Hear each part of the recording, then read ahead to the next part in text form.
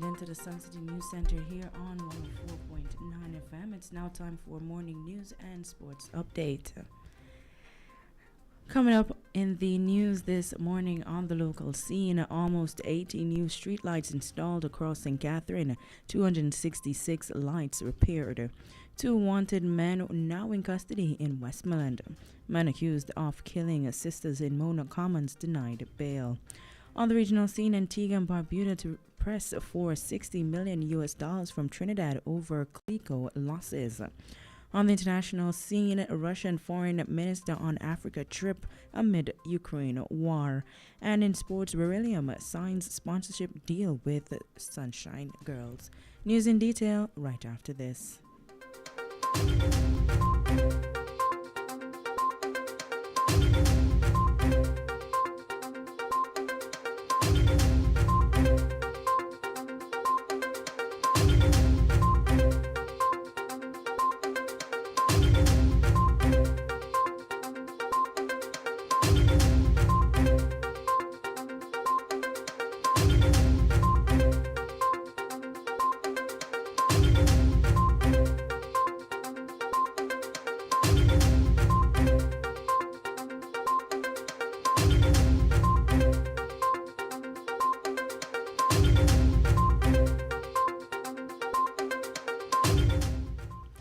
Now the news in detail.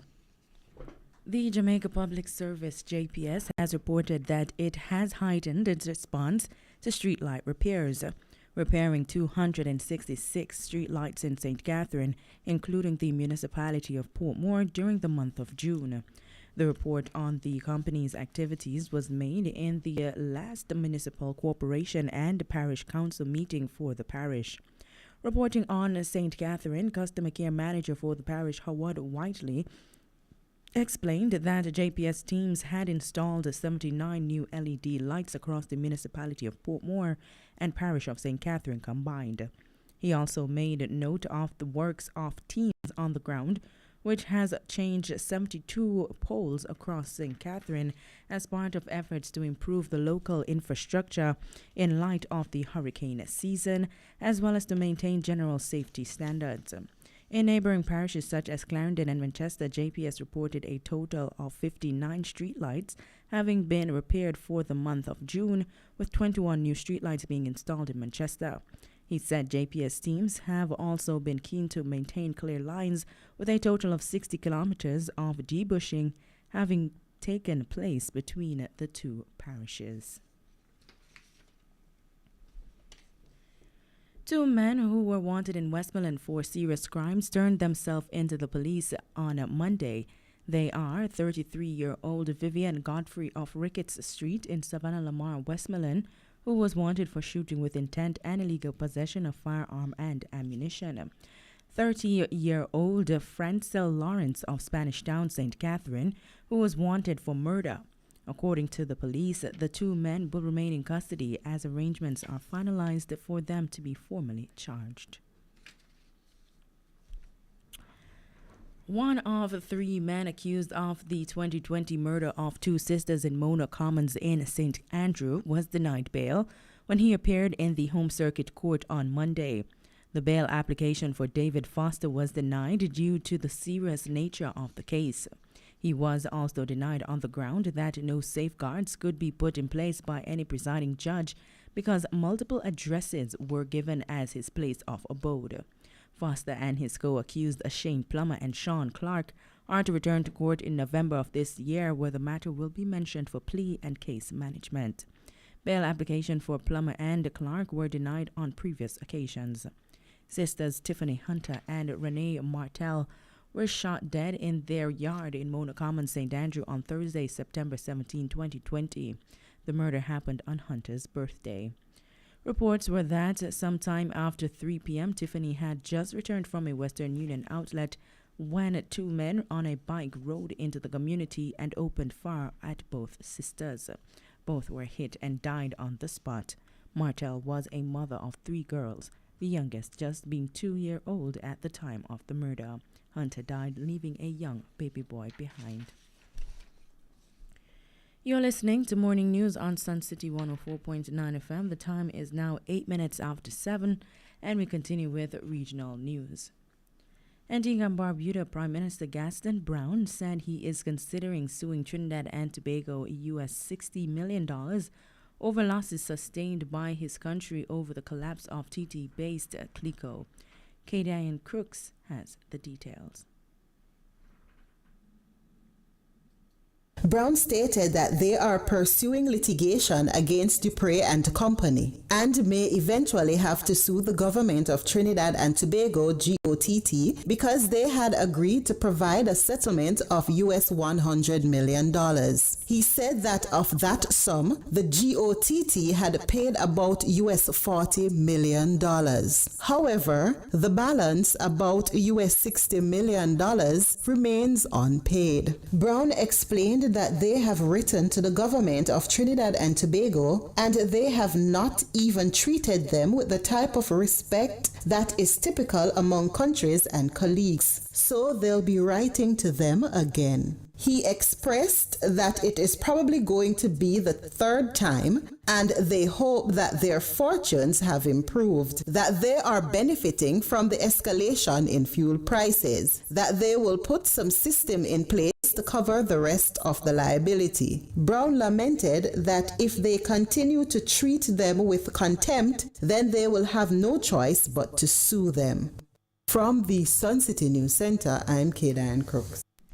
On the international scene, Russia's top diplomat was in Cairo for talks on Sunday with Egyptian officials as his country seeks to break the diplomatic isolation and sanctions by the West over its invasion of Ukraine.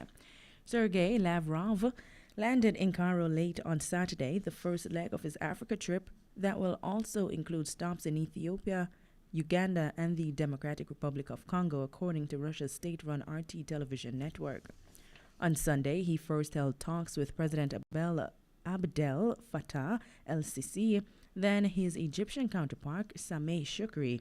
Lavrov also met with Arab League Secretary General Ahmed Abul Gheit before addressing the Pan-Arab Organization, according to the Arab League. In a joint news conference with Shukri, Lavrov said he discussed Russia's military operations in Ukraine with Egyptian officials who urged for a political and diplomatic settlement to the conflict. Lavrov laid the blame on Ukraine for the rupture of earlier peace talks. The Russian diplomat used his speech at the Arab League to press the Kremlin's narrative that the West pushed his country to invade Ukraine and accused the West of ignoring Russia's security concerns stemming from NATO's expansion eastwards.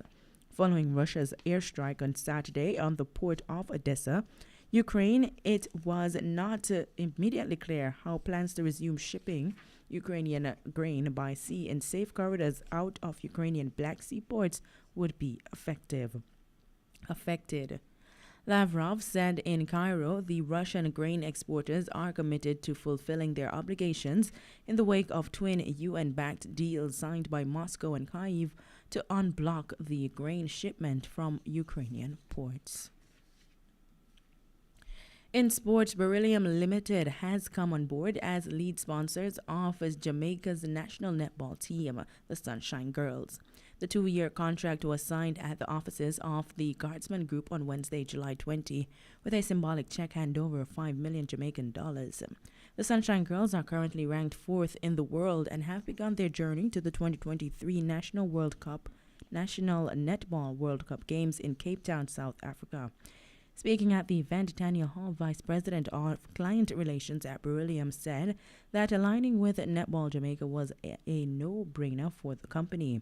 Hall said Beryllium is all about performance, and so are the Sunshine Girls. This newly minted relationship is the one that they are particularly proud of, as the hard work and dedication to purpose of each team member, coach, and administrator is evidenced by the passion with which they execute their craft and keep the Jamaican flag flying high on the world stage. Meanwhile, President of Netball Jamaica, Tricia Robinson, welcomed the partnership as she expressed hope that this would be the beginning of a long-standing partnership between Beryllium and the national team. The Sunshine Girls will head to Birmingham, England in August to compete in the Commonwealth Games as they prepare for their journey to Cape Town, South Africa in 2023. Following Birmingham, the team will participate in Tour New Zealand from September 17 to 21, 2022. Jamaica will play host to the Americas Qualifiers tournament beginning on October 15, when 8 regional teams will vie for 2 coveted spots on the Netball World Cup roster. The Sunshine Girls' 4th place ranking automatically qualifies the team for the Netball World Cup, slated for July 18 to August 6, 2023. This November, the girls will play in the Fast 5 tournament. In business news, the day's foreign exchange trading ended with $1 retailing for $153.70.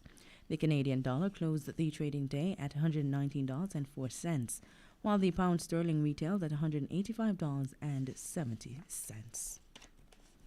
Now to end this newscast, we take a look at the main stories once more. On the local scene, almost 80 new streetlights installed across St. Catherine, 266 lights repaired. 2 wanted men now in custody in Westmoreland. Man accused of killing sisters in Mona Common denied bail. On the international scene, Russian foreign minister on Africa trip amid Ukraine war. And in sports, Beryllium signed sponsorship deal with Sunshine Girls. And that's it for news and sports from the Suncity News Center at this time. Do join us again at midday for more news on this station. Do remember to follow us on our socials on Instagram and Twitter. Look for us at Suncity104.9 FM and on Facebook at Suncity 104.9 FM. I'm Jetta Francis from the Suncity News Center. Do stay tuned for more right here on the Suncity Morning Show.